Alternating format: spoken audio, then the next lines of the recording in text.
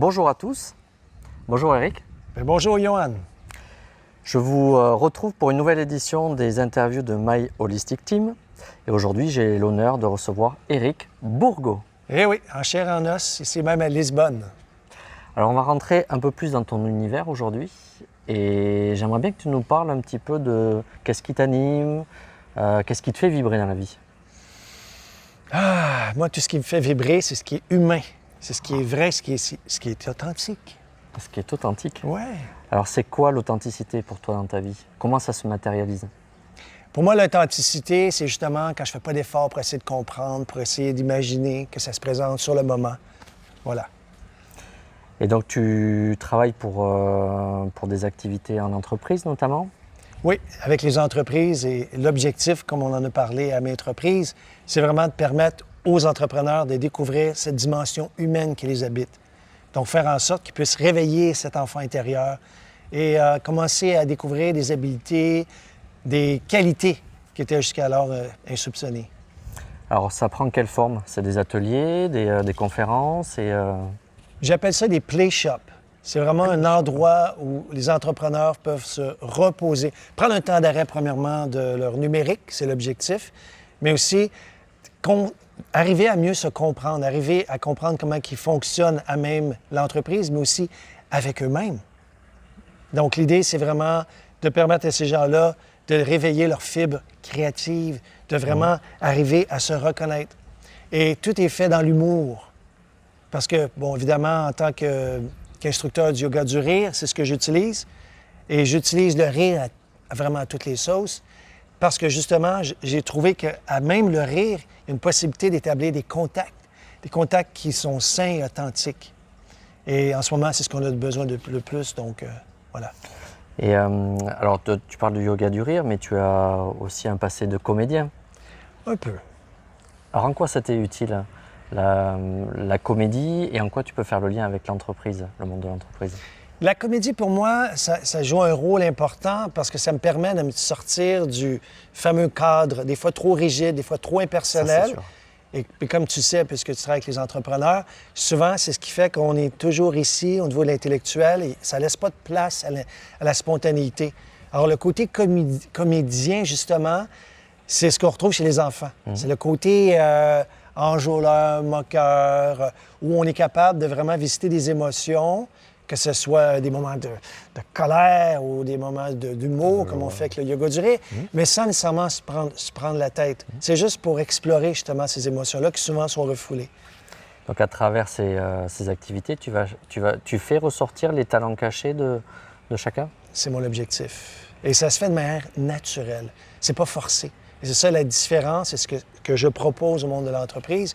C'est une façon d'arriver à se connaître, encore une fois, mais sans nécessairement avoir à faire un effort. Donc, c'est vraiment en fonction des lois de la non-dualité. Parce que c'est déjà là. Il faut juste le reconnaître et s'en servir. Et alors, dans un monde surdigitalisé, tu as un concept à toi très particulier. Tu peux nous dire quelques mots là-dessus? Tout à fait.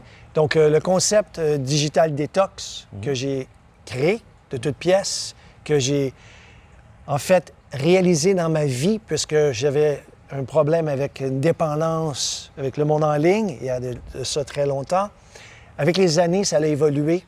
Et j'ai découvert que des outils tels que le rire peuvent être utilisés pour permettre aux gens de prendre une pause de leur temps d'antenne, de leur temps qui passe en ligne, pour arriver à se réfléchir en dehors de la boîte virtuelle. Et ça, c'est ce que j'ai trouvé que dans ma vie, ça m'aide justement à renouer avec mon lien, le lien créatif. Donc, passer moins de temps dans la tête, aller faire un tour au cœur en passant par ce qu'on a ici, dans le ventre. Donc, Et quels effets tu as pu constater justement de cette déconnexion? Qu'est-ce que ça permet aux collaborateurs quand ils se déconnectent? Ça leur permet de faire le focus, comme on dit avec la caméra, faire le focus sur l'image, arriver à avoir plus d'attention, arriver à se reposer au niveau cérébral, parce qu'évidemment, quand on est toujours sollicité sur nos appareils, ça finit par chauffer en haut du grenier. Et donc, c'est là qu'on a de la difficulté à prendre des décisions réfléchies, que souvent on agit par stress.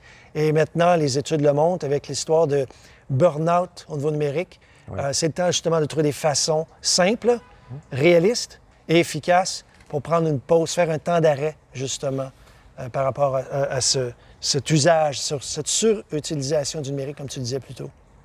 Alors si on prend un peu de hauteur, tes activités, comment tu les vois sur un impact sociétal dans un monde qui se transforme?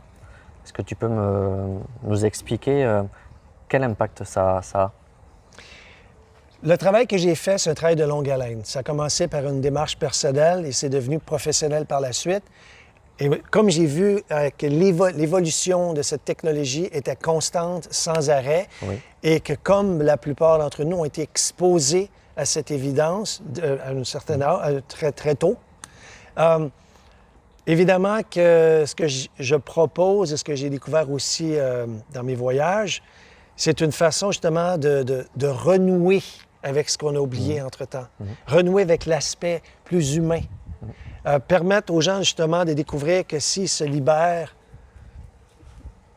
de leurs mains, dans ce cas-ci, ils peuvent devenir créatifs et que ça peut se faire de manière spontanée. Donc, au lieu de devoir absolument trouver une façon quelconque de fonctionner, c'est juste justement de faire place à l'instantané. L'improvisation. Oui, exactement. Et c'est ce qui manque en ce moment parce que quand on regarde la technologie, elle nous propose plein de possibilités. Elle nous simplifie la vie, certes, mais elle peut aussi nous la compliquer. Alors, comment on fait pour développer l'intelligence émotionnelle, qui est un must pour les entrepreneurs, qui permet aussi de développer les compétences douces, soft skills? Bien, c'est vraiment de renouer avec ça. Donc, la seule façon qu'on peut expérimenter la compassion, l'empathie, la résilience et encore, c'est de l'appliquer au quotidien. Donc, tous les ateliers que je propose ont été réfléchis en conséquence, mais la façon qu'elles sont présentées, c'est de manière spontanée, c'est de l'expérientiel. Donc, c'est pas dans une boîte.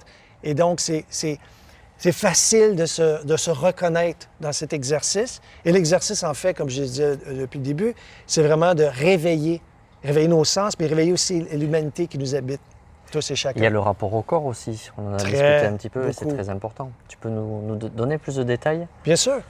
Avec le yoga du rire, parce que je reviens toujours au yoga du rire dans ce cas-ci, ça permet aux gens d'apprendre à mieux se connaître leur environnement, connaître l'autre et arriver à prendre des risques. Et ces risques-là vont permettre justement aux gens de découvrir que finalement, je peux y arriver. Donc, ça développe la confiance en soi, l'estime, qui fait en sorte qu'on crée un espace de collaboration, mais aussi un espace de confiance avec l'autre. Oui.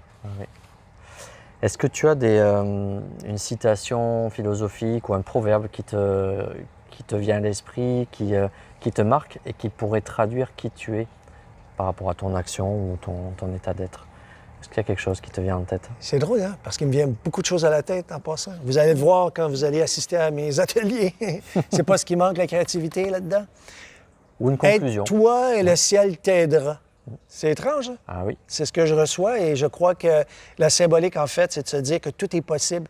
Tout peut être réalisé dans la mesure où on se donne la permission. Et d'ailleurs, le nom de l'atelier, c'est? Permission de jouer. Et voilà. En tout cas, je te remercie beaucoup, Éric, pour Merci ton à toi, témoignage. Johan. Et on aura certainement l'occasion de se réinterviewer et de voir ton parcours et ton évolution. Et ça sera un plaisir. Top là. Merci. Merci. Au plaisir. Au revoir tout le monde. Allez.